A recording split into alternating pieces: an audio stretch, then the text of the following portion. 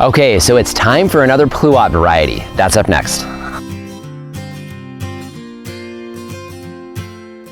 Hello everyone, this is Dwayne with Edge of Nowhere Farm, and we're coming to you here today. It's the middle of August 2019. So this is a tree that we have not talked about yet, and it's got some ripe fruit on it. This is our Flavor Finale Pluot.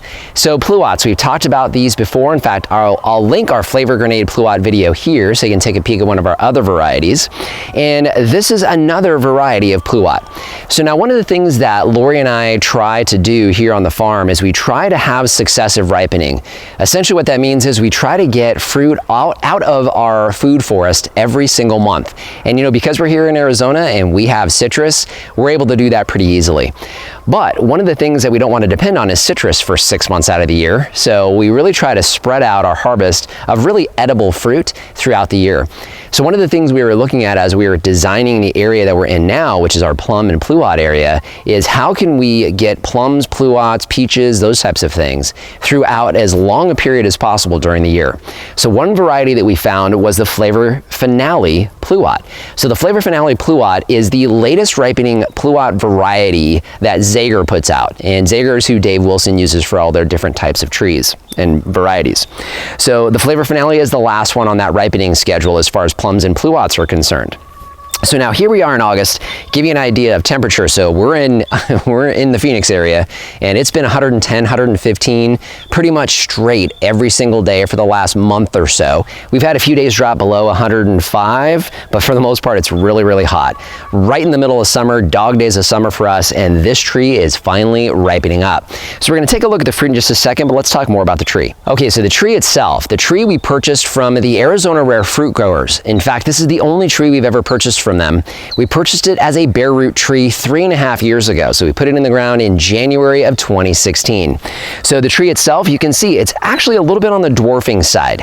When we got it, it was very small. So I had a feeling we might be dealing with a dwarfing tree, and looking at the size, it's definitely a dwarfing variety. So at its highest point, we've probably got about an 8 or 9 foot tree, maybe 9 feet or so. And as far as the width, we're probably looking at about maybe 5 or 6 feet across. So we do prune this as an open center, which will allow for evening ripening as we get more and more fruit production on this tree. And actually just a beautiful tree overall. A little on the small side, but you know what? If you're dealing with a smaller space, a good option for you. Now, pluots do need a pollinizer. So for us, we're surrounded by other plums and pluots that you're not going to be able to see. Well, in the background, you can probably see our Santa Rosa plum. So we do have that there. What you can't see behind Lori is our Flavor Grenade Pluot. So it's about 15 to 20 feet away. If Lori pans that way, you'll be able to see our Pluery and our Burgundy plum, which we've done videos on before as well. So you can see from a spacing standpoint, this tree gets plenty of cross-pollination because all of our pluot varieties essentially flower about the same time. So all of that, we've got the tree covered. Now let's take a look at the fruit. Okay, so here's our fruit. So as a lot of the fruits here, we try to keep our birds from eating all of our harvest. They're definitely going after these with that red tinge. We're definitely finding that red tinge on the flesh is really attracting the birds a lot. So of course we have them covered with organza bags. We've talked about that many times. We've got them in our Amazon shop as well, but they're very good at protecting most of our fruit from birds. So what I have here, I actually have 2 pieces of fruit covered with 1 organza bag. So let's go ahead and remove the organza bag and get an idea of the fruit. So there's a good look at the fruit. So real pretty. This one back here has got some bird pecks on it. I think that probably happened before we covered it because they look pretty well dried over. But I've got 1 piece of fruit here.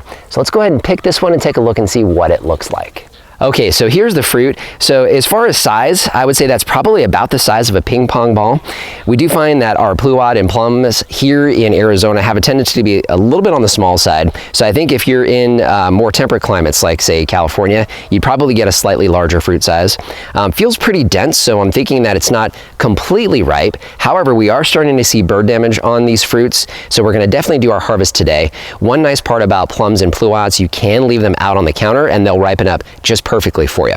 So one of the other things that I haven't talked about, I'm gonna go ahead and open this up and I'm gonna show you how to open one of these. It's a semi-freestone. I'm gonna show you how to open one of these to get it a nice clean cut halfway through. Okay, so basically just take any knife, it doesn't matter what kind of knife you have, and what you're looking for at the top of the fruit, any type of plum is going to have a seam.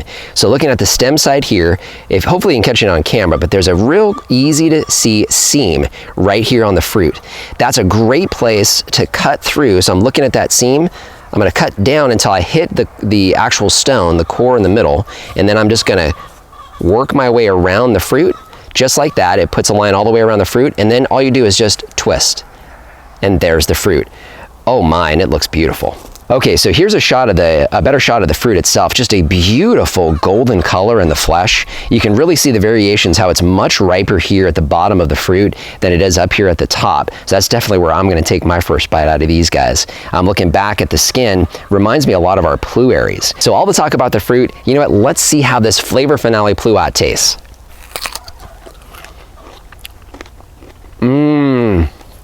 Oh, wow. Very, very good. Oh my goodness.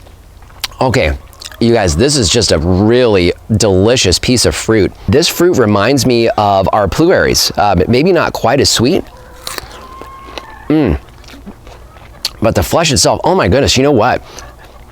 The flesh itself, a nice mellow sweetness in the flesh. The skin, unlike some of the other plum varieties, just a very, very small hint of tart on that fruit. Oh man, this is really, really good. Oh my goodness. Here we are, middle of August, 110, 115, dry as can be in Arizona, and I'm eating just a delicious piece of sweet fruit. Flavor Finale Pluot. Gotta have one of these. All right, so another variety we wanted to bring to you today. This is actually looking at the rest of our food forest here. This is our last variety here of the summer. So we've gotten through the spring season and through the summer, and we have our last edible variety. Still harvesting limes, but the last thing that we can actually bite into and taste that wonderful spring sweetness to wrap up our summer season. So just want to thank you for joining us today. If you haven't done so already, subscribe to the channel. Instagram and Facebook, we post content there you won't see here on the YouTube channel. Questions or comments, leave those in the comment section down below. And our Amazon shop, I'll leave a link down in the description. That is a free, painless way to help support the channel. If you start with that link when you're doing your Amazon shopping, doesn't matter what you buy, starting there, you help to support us here. So just want to thank you for joining us today and remind you, if we can farm on the edge of nowhere, so can you. It's Japanese beetle. We do prune it as there is a bee right by your elbow. You're doing good. And this whole time thinking, you got ants all over you, ants everywhere. I know, I like it, it's good. That one's even better than the last one. Right? I know, and it doesn't have like that crazy crunch like the Flavor Grenade did, but it tastes better. Yeah. That's a really good tasting piece of fruit.